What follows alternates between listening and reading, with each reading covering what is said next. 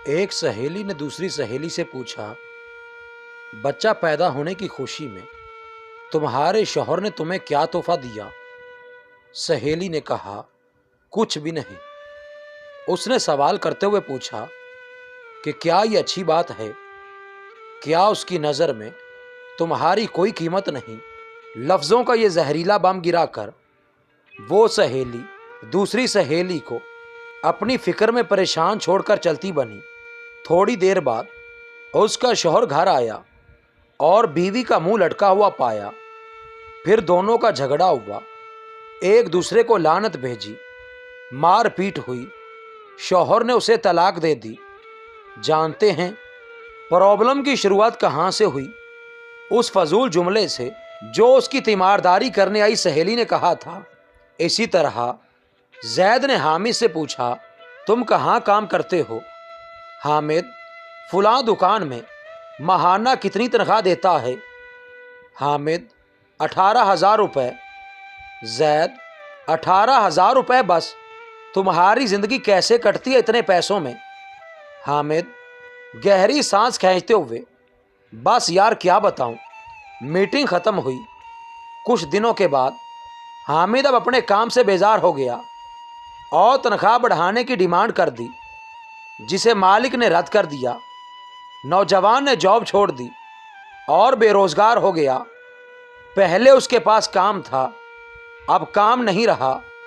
एक साहेब ने एक शख्स से कहा जो अपने बेटे से अलग रहता था, तुम्हारा बेटा तुमसे बहुत कम मिलने आता है, क्या उसे तुमसे मोहब्बत नहीं?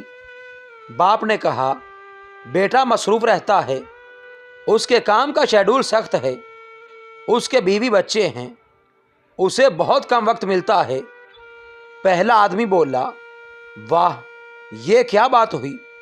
तुमने उसे पाला पोसा, उसकी हर ख्वाहिश पूरी की, अब खुद को खामखा समझाते हो कि उसको मसरूफियत की वजह से मिलने का वक्त नहीं मिलता। ये तो ना मिलने का बहाना है। इस गुफ्तगू के बाद बाप के दिल में बेटे के लिए खलश सी पैदा हो गई। बेटा जब भी मिलने आता वो ये ही सोचता रहता कि इसके पास सब के लिए वक्त है सिवाय मेरे। याद रखिए, ज़ुबान से निकले अल्फाज दूसरे पर बड़ा गहरा असर डाल सकते हैं। बेशक कुछ लोगों की ज़ुबानों से शैतान बोल जाता है।